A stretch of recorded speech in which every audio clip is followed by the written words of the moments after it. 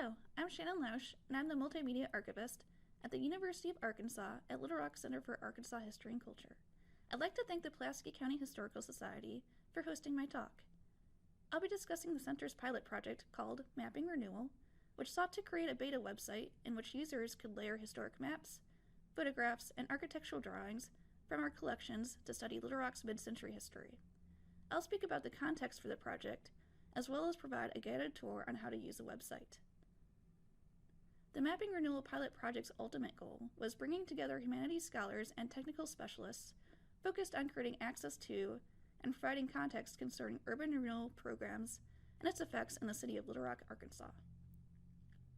The Mapping Renewal beta website was made possible by the Humanities Collections and Reference Resources Grant from the National Endowment for the Humanities.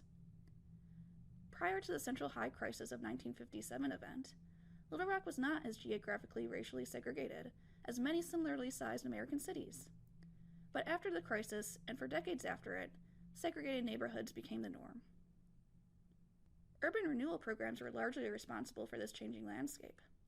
In the 1960s, urban renewal in central Little Rock comprised one of the largest demolition and clearance programs in the country. Instead of reinvigorating the city, these programs, like so many others carried out across the United States, further promoted segregation and white flight. At the same moment, the city's black business district, the 9th Street Corridor, was cleared of its inhabitants and businesses to make way for freeway construction of Interstate 630 that cut through the heart of the city. For the Mapping Renewal project, we wanted to aggregate our archival holdings to provide researchers opportunities to study how Little Rock changed during the mid-20th century. The grant enabled us to provide funding for a geographic information specialist to geolocate our materials and place our materials on a digital map. Although school segregation and urban renewal programs are some of the most popular research topics in Little Rock's mid-century, we wanted researchers with any interest within that time frame to be able to locate resources easily, from someone curious about a historic building to a student researching public housing in Little Rock. Many of the maps and reports included in the Mapping Renewal pilot project were created by Metroplan. Founded in 1955, Metroplan conducted many of the studies implementing urban renewal plans in Little Rock. Also included were works from Earl Saunders, Jr., a professional architectural photographer in Little Rock. His work documents the mid-century built environment and changing cityscape of Little Rock, as well as urban renewal projects. The total number of items digitized and geolocated for this project were over 5,000 items. We seek to greatly expand this number, as well as include a broader variety of collections in its next iteration. In the end, we were able to create a beta website that is publicly available at mappingrenewal.ualr.edu. We've tried to make it usable through a variety of search methods, including options to search by keyword or address, adjustable timeline, filters according to media format, icons representing the location of photos or architectural drawings, pop-up windows with photo previews, and keyword results with thumbnail previews. Let's move on to a demonstration of how the website works. When you land on the homepage, you will immediately notice icons. The blue icon represents photographs, and then the yellow icon represents architectural drawings. The icons cluster together when zoomed out so that they do not overwhelm the homepage. When you zoom in, the icons become more specific to their location. The timeline setting has a default of 1940 to 1950. By expanding the timeline, you increase the amount of icons represented on the map. If you're interested in finding a photo by its location, simply zoom in and click on the icon. So I'm just going to zoom in around downtown, and I am going to find the Capitol Hotel. So I found it, and I click on it, and then a box will display all of the results. And if I want to see the full record, I click on one of those icons, and then I can see the entire photograph, as well as its description.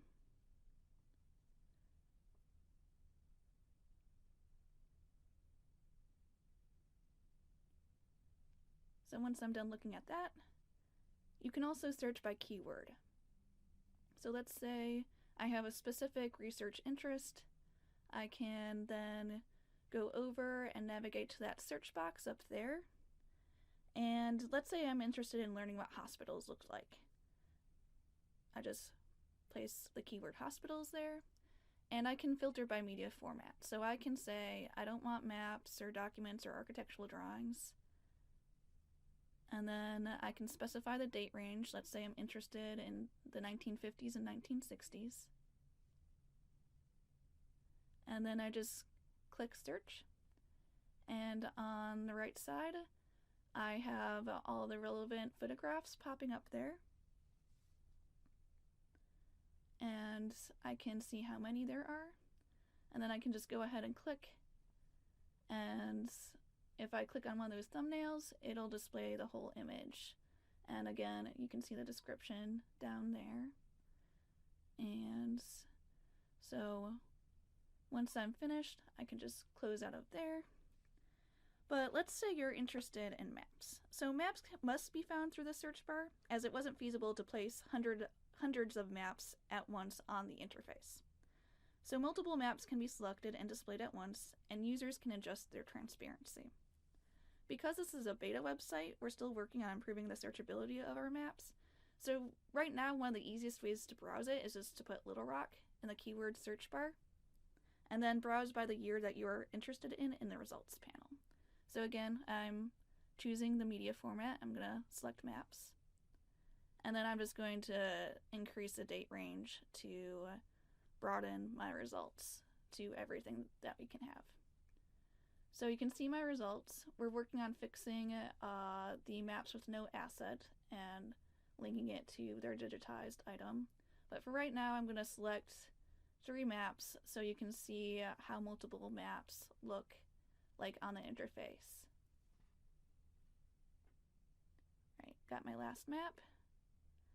And so I'm going to zoom in. And sometimes they can disappear like that, but that just means that it's loading.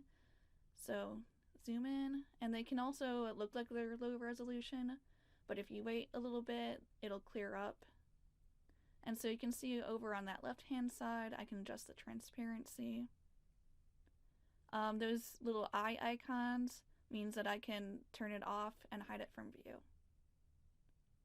So you can see if I adjust that transparency, that map becomes less visible. You can see through it better. And then you can just turn it off as well. So I'm going to turn that off, make that lighter, make that a little bit more visible. And then if I want to switch to satellite, I can, and that's useful to compare to present day structures.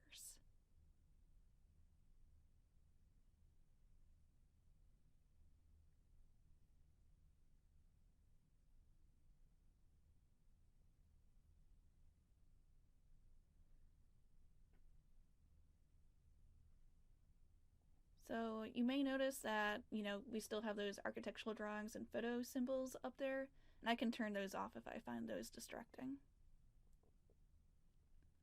And then I can also remove those maps from view once I'm done with them. And I can also click off on those maps and just make them not visible anymore. So let's say you're interested in documents. So documents also must be found through that search bar. And let's say I'm interested in parks. So in the keyword search bar, I would just place parks. And then again, I would filter my media format to include documents. And then I'll just click on the search bar again. So you can see all of our different plans about parks. And then if you want to click on the PDF icon, you can then see the document in its entirety.